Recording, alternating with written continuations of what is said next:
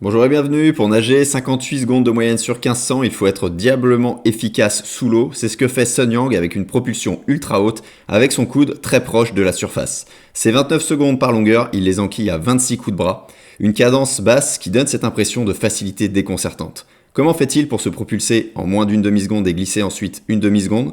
C'est ce qu'on va voir tout de suite dans cette vidéo avec l'analyse de Sun Yang. La première chose à comprendre, c'est que la propulsion n'est jamais continue. À certains moments, on se propulse, on tire l'eau vers l'arrière, vers ses pieds pour avancer vers l'avant, et à d'autres moments, on glisse, on passe à travers l'eau pour tout simplement avancer. Et plus on va progresser, plus on va tirer l'eau fort, plus on va glisser longtemps. Ça veut dire qu'un débutant, il va mettre beaucoup de temps à se propulser et très peu de temps à glisser. Alors qu'un Sun Yang, il va mettre très peu de temps à tirer sur l'eau dans un temps très court, moins d'une demi-seconde, et il va glisser longtemps.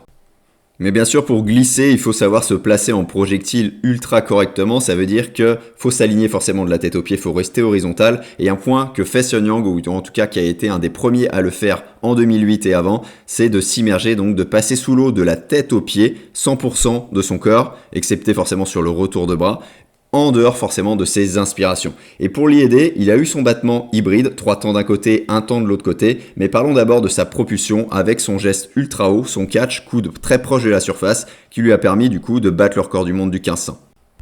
Pour réussir à avoir un catch aussi haut, un coude aussi proche de la surface, la première chose à avoir, c'est une très bonne mobilité. Parce qu'à chaque fois qu'il engage son bras, on a vraiment cette impression de déboîtement d'épaule loin devant, pour lui permettre de mettre le creux de son coude vers le fond de la piscine et donc ensuite de créer cette prise d'appui, ce catch avec la main et l'avant-bras assez profond pour quand même avoir de bonnes résistances pour tirer ensuite l'eau vers l'arrière en direction de ses pieds. Sun Yang, c'est quand même quelqu'un qui mesure 2 mètres, ça veut dire qu'au niveau de la longueur des avant-bras, au niveau de la longueur des bras, c'est forcément relié, donc il en a des longs, ça veut dire que c'est un avantage pour nager rapidement et nager efficacement. Et forcément, quand on a de longs avant-bras, ça veut dire que même avec un catch avec le coude haut, on prend de l'eau en profondeur, en tout cas assez en profondeur, donc pas autant qu'un sprinter, mais l'idée elle est là. Prendre de l'eau en profondeur, ça permet d'avoir de l'eau plus dure et donc d'emmener une propulsion derrière, plus d'eau, plus d'efficacité, donc plus de glisse, plus de vitesse potentielle en tout cas.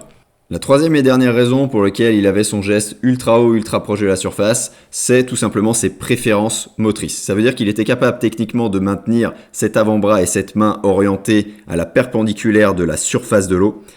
Et tout en faisant ça, il était capable aussi d'envoyer musculairement, fortement l'eau vers l'arrière. Donc il pouvait maintenir sa technique et en même temps c'est là où il exprimait toute sa puissance. Donc forcément si comme pas mal de mes élèves tu es peu mobile et tes avant-bras sont pas ultra longs comme lui, tu mesures 1m70 voire 1m60 voire encore moins, forcément l'idée d'un catch haut, pour toi ça va pas forcément être la bonne idée.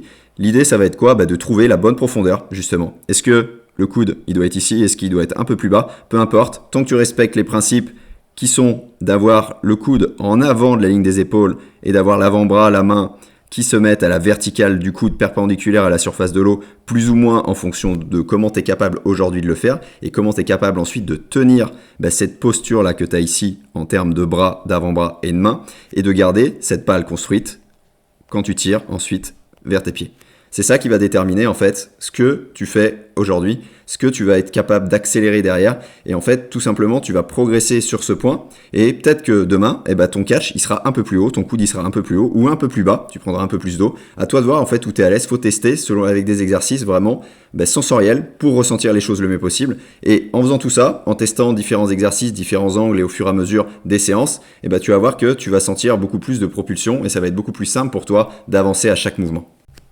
Donc cette grosse propulsion, ça donnait 26 mouvements par longueur en bassin de 50 mètres, ça veut dire 29 de moyenne à chaque longueur sur 1500, 58 par 100 mètres, et associée à une bonne accélération vers l'arrière, une bonne accélération du trajet sous-marin, du trajet du bras en moins d'une demi-seconde comme je disais en début de vidéo. En combinant ça avec un facteur essentiel pour glisser, qui est le corps projectile et particulièrement le fait de rester immergé de la tête aux pieds vraiment 100% du temps en dehors des inspirations, ça lui permettait de créer une grosse propulsion et de glisser derrière et d'enchaîner et de nager à cette vitesse-là. Parce que nager immergé, ça va te permettre 3 choses. La première, c'est de faciliter l'horizontalité, donc d'avoir les talons plus proches de la surface, donc de réduire drastiquement les freins. La deuxième chose, c'est que ça annule les résistances que tu as en avant du bonnet, en avant du corps. Tout simplement les résistances qu'on appelle les résistances de vague ici. La troisième chose, ça va être que ça va te donner de meilleures sensations parce que passer sous la surface comme ça, de la tête aux pieds, ça veut dire quoi? Ça veut dire que tu vas sentir l'eau qui coule sur ta nuque et clairement, quand je le fais sur mes stages, c'est ce qui donne le plus de sensations directement parce que on en sent les pieds qui remontent, d'une part, on sent la cage thoracique qui s'enfonce, des fois on a l'impression de nager en descente, mais surtout on sent que l'eau glisse sur son corps. Donc ce qui a fait qu'en 2012, il a pu gagner le titre olympique avec le record du monde sur 1500, il a aussi gagné le 400 mètres nage libre avec un peu d'aide extérieure forcément, mais en termes de technique de nage, l'immersion, il a été un des premiers à le faire et on a pu aussi le voir en 2012 sur la victoire de Yannick Agnel sur le 200 mètres nage libre et de Camille Muffat sur 400 mètres nage libre.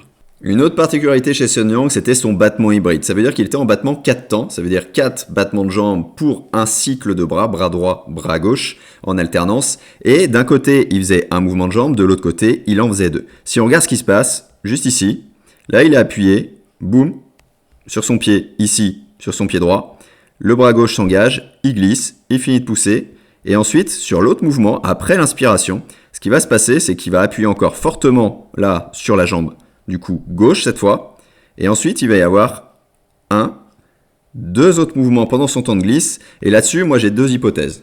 La première, c'est que comme Romanchuk, le fait de faire 3 battements d'un côté, là, quand il y a le bras droit devant, là, juste ici, ça lui permet de maintenir un engagement vraiment important de l'épaule plus facilement en avant. Ça, c'est la première hypothèse. C'est pas forcément, moi, celle que je préfère, celle que je retiens, mais c'est une éventualité, c'est une possibilité. Mais moi, j'aurais plutôt tendance à retenir la deuxième hypothèse, qui est tout simplement que quand il glisse avec le bras devant, avec son triple battement, avec son bras droit devant, en fait, ça lui permet de rester immergé, d'accord, tout simplement de la tête aux pieds, parce que quand le bras il rentre dans l'eau, ici, à chaque fois, et quand on accélère avec l'autre bras, c'est là où ça met à mal justement cette immersion. Et le fait du coup d'avoir ce triple battement, après ce battement fort, donc les 2 battements qui suivent derrière, ça lui permet vraiment de rester sous la surface de l'eau et donc, comme j'ai dit juste avant, de réduire les résistances de vagues, les résistances à l'avancement, en plus de maintenir une meilleure horizontalité du corps. Maintenant, je te laisse me dire, toi, à combien de mouvements tu es sur une longueur où tu cherches à nager le plus grand possible, en bassin de 25 mètres ou en bassin de 50 mètres, mentionne-le en commentaire. Et je te mets en lien dans la description l'exercice de la peau magique avec une semaine d'entraînement offerte pour toi aussi avoir plus d'amplitude, plus de glisse, bref, mieux te sentir dans l'eau et que le crawl devienne vraiment un plaisir, que tu sois plus efficace. Et sur ce, je te dis à bientôt.